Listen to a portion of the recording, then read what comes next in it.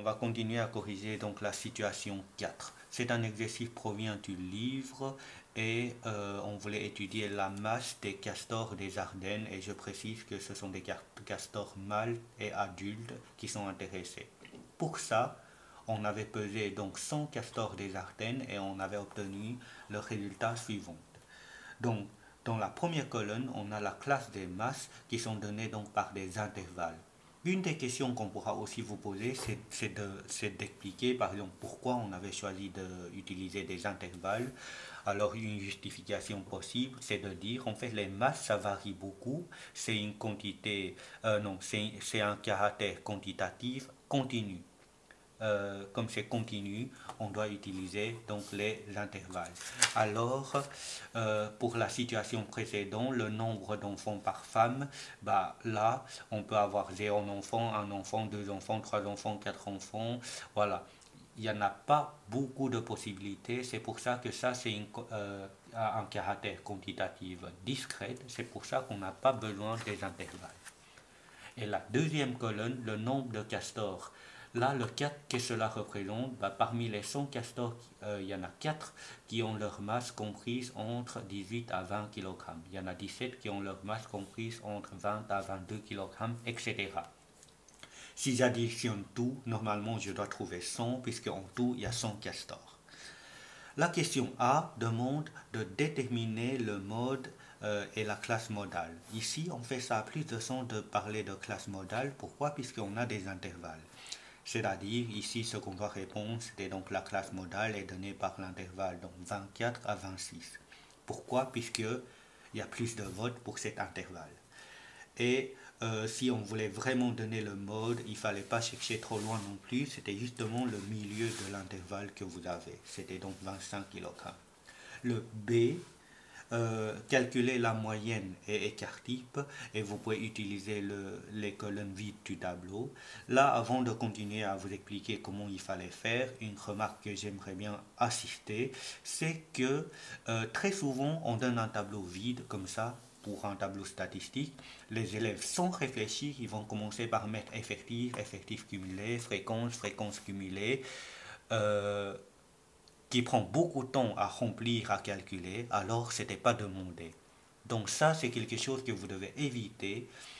Éviter de calculer des informations qui ne sont pas demandées, puisque les exercices sont assez longs et il faut vraiment choisir le bon chemin, plus direct et plus court. Voilà. Je reviens. Du coup, pour choisir quelles sont les colonnes qu'on aura besoin, ça je peux revenir sur la situation 3 pour vous montrer ce qu'on aura besoin. Par exemple, pour calculer la moyenne, on avait besoin de la colonne vert que vous voyez ici. XI fois NI. C'est pour ça que j'ai la colonne NI fois XI. Et pour calculer la variance, une fois on a la moyenne, on peut calculer la variance et l'écart type. Et pour ça, on a besoin des deux dernières colonnes, puisqu'on a besoin de cette valeur-là pour calculer la variance. Et une fois on a la variance, on peut calculer l'écart type. Du coup, on a besoin de la valeur ici. Pour trouver la valeur là, on a besoin de ces deux dernières colonnes. Ce qui signifie que pour répondre à la question calculer la moyenne et écart type, à la fin, on a besoin les trois colonnes là.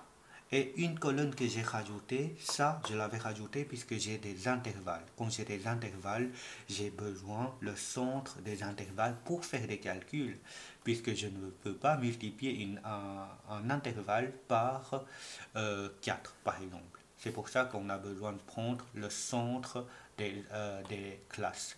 C'est-à-dire, ici, ce sont des masses. 18 à 20, le centre, c'était 19. Et 20 à 22, le centre, c'était 21, etc. Et comment on pourra interpréter, au lieu de dire, il y en a 4 castors qui ont leur masse comprise entre 18 à 20 kg, je peux aussi dire, il y en a 4 castors qui ont leur masse autour, plus ou moins, 19 19 kg. Et il y en a 17 castors qui ont leur masse qui est plus ou moins 21 kg, etc. Voilà, sur base de ça, je peux compléter la colonne NI fois XI. NI, c'était donc le nombre de l'effectif, voilà, l'effectif qui est là.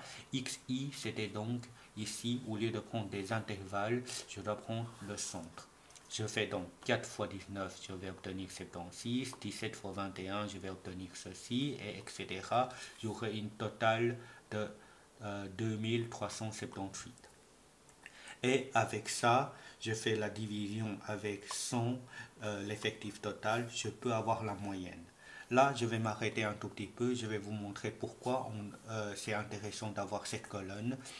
On sait que en classe, pour calculer la moyenne, on a fait le calcul suivant. La moyenne, je dois d'abord diviser par le nombre total de castors qui est 100, et au-dessus, ben, il y en a 4 castors qui pèsent plus ou moins 19 kg, donc je dois faire 4 fois 19, plus 17 fois 21, plus, etc., jusqu'à tout à la fin, 3 fois 29.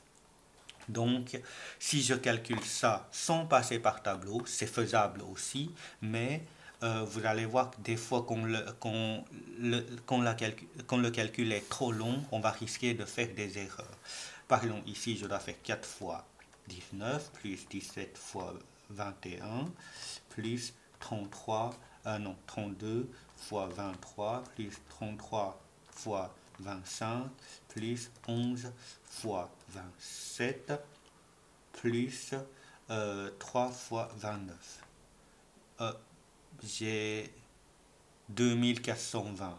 Et là, normalement, la somme totale, ça doit être 2378. J'ai certainement fait une erreur dans ma calcul. Donc, 4 fois 19, 17. Ah, c'est pas 17, mais c'est 19. Non, c'est pas 19, mais c'est 17. Et je vais réessayer. Voilà, j'ai la réponse.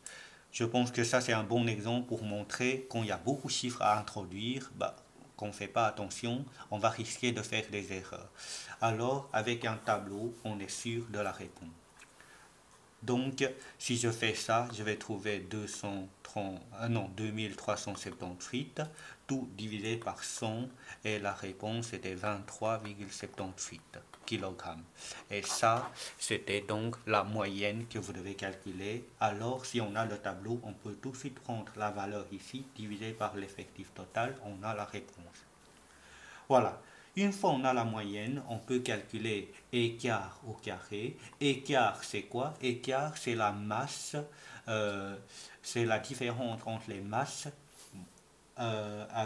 et la moyenne qu'on avait calculée. Donc, peut-être deux exemples pour vous montrer. Imaginons que je voulais compléter la colonne ici. Bah, je dois prendre 19 moins la moyenne qu'on avait calculée, donc 23,78. Ça, c'est ce qu'on appelle écart. Maintenant, si on voulait avoir écart au carré, ben, je dois le mettre au carré. Donc, je dois faire, entre parenthèses, 19 moins 23,78. Je le mets au carré. Et ça me donne un nombre énorme. Oui, j'ai fait une erreur. C'est pas plus, c'est moins. Donc, 22,84.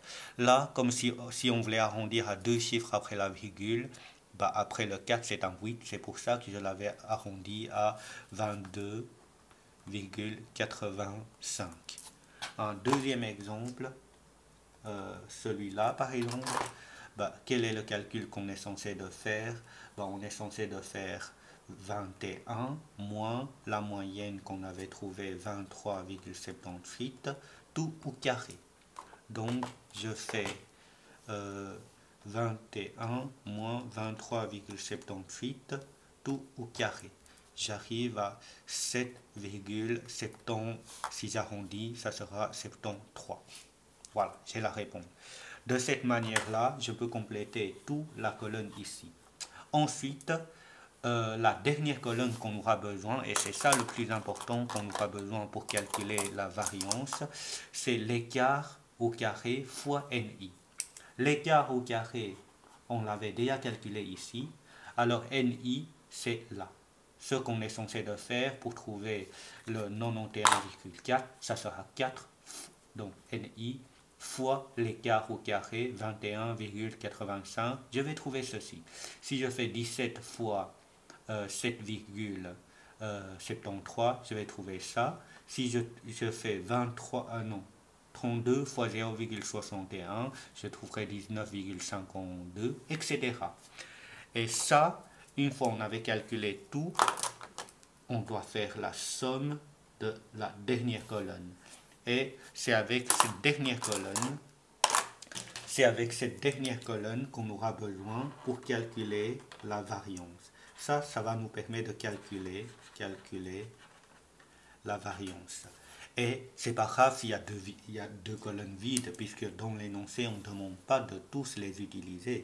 Donc pour calculer la variance, je sais que c'était la somme totale de l'écart au carré fois NI divisé par le nombre total des castors, c'est-à-dire le 100. Dans ce cas-là, quand je calcule, je trouve donc divisé par 100, je déplace la virgule deux fois vers la gauche, j'arrive à 4,7832. Et là, vous pouvez tout à fait arrondir à 4,78 et l'écart type, ça sera racine carrée de 4,7832 et on trouvera donc 2,21. Ça, c'était donc l'écart type, ce qu'on vous demande de chercher à la question B. Ça, c'était donc l'écart type. Ok? Et une fois on avait déterminé l'écart type, on peut donner un intervalle de confiance qui est donc moyenne. Donc l'intervalle de confiance, je vous rappelle que c'est la moyenne moins l'écart type, moyenne plus l'écart type.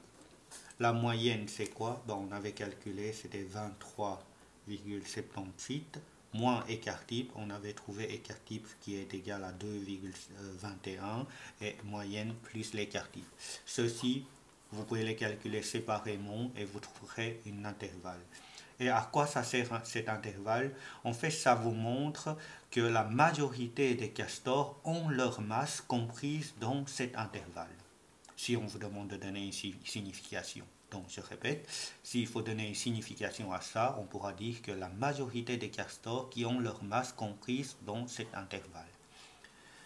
Le D, on vous précise qu'on peut dire que leur masse est homogène, donc les castors sont plus ou moins similaires, ont plus ou moins le même poids, donc ça c'est homogène, quand l'écart type est inférieur à 2,4 kg. Est-ce qu'on est dans le cas? On a l'écart type qui est 2,21, oui, on peut rajouter l'unité kilogramme. Alors là, on était bien dans le cas, puisque 2,21 est bien sûr plus petit que 2,5, qui est inférieur à 2,5, donc ces castors sont bien homogènes. Voilà, pour cet exercice-là, ça sera fini. Donc, l'exercice que je viens corriger avec vous aujourd'hui, la situation 3 et la situation 4, je vais me baser là-dessus pour vous expliquer comment on pourra construire un tableau de signes via Excel. Donc ça, je vous enverrai donc pour demain. Voilà, courage!